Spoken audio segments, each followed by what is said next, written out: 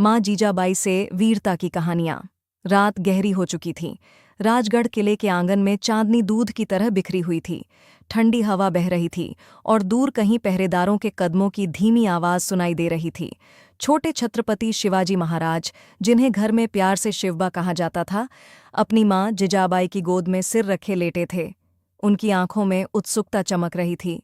आई साहेब, शिवबा ने धीरे से कहा, आज मुझे वीरों की कहानी सुनाओ ना। जिजाबाई ने स्नेह से उसके सिर पर हाथ फेरा। उन्हें पता था यह बालक साधारण नहीं है। उसकी आंखों में भविष्य का स्वराज्य चमकता दिखाई देता था। वे बोलीं, ठीक है बेटा, आज मैं तुम्हें ऐसे वीर की कहानी सुनाऊंगी जिसने हमेशा धर्म का साथ दिया। शिवबा तुरंत उठकर बैठ गए। उनकी आंखें बड़ी हो गईं। जिजाबाई ने कहना शुरू किया, बहुत समय पहले अयोध्या में श्री राम नाम के एक महान राजा हुए। वे सत्य, धर्म और मर्यादा के प्रतीक थे।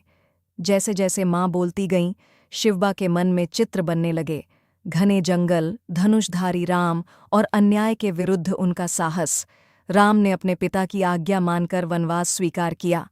जिजाबाई बोलीं, उन्होंने कभी धर्म का रास्ता नहीं छोड़ा। शिवबा की मुट्ठियां कस गईं।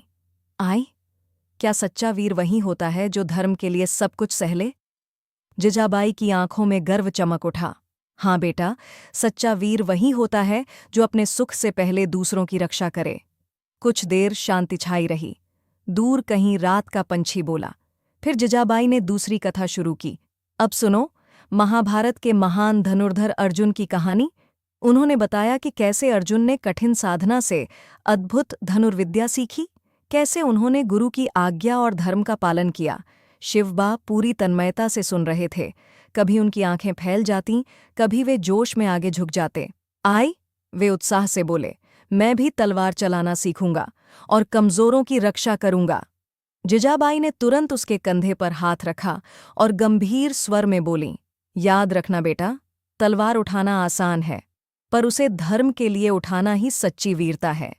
शिवबा चुप हो गए, पर उनकी आंखों में एक नई चमक आ गई थी।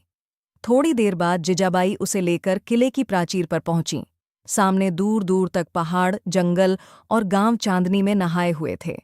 जिजाबाई ने दूर इशारा किया, देखो शिवबा, यह हमारी भूमि है। यहाँ की प्रजा दुखी है, अन्याय सह रही है। शिवबा का छोटा सा चेहरा गंभीर हो गया। आई, क्या कोई उनकी मदद नहीं करता? उन्होंने पूछा।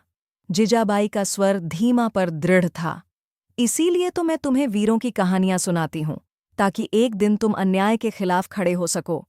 यह सुनते ही शिवबा की मुट्ठियां अपने आप भींच गईं। उनके भीतर कुछ जाग उठा था। आई साहेब, उन्होंने दृढ़ आवाज में कहा, मैं वचन देता हूं, मैं इस धरती पर अपना स्वराज्य लाऊंगा। मैं प्रजा की रक्षा करूंगा।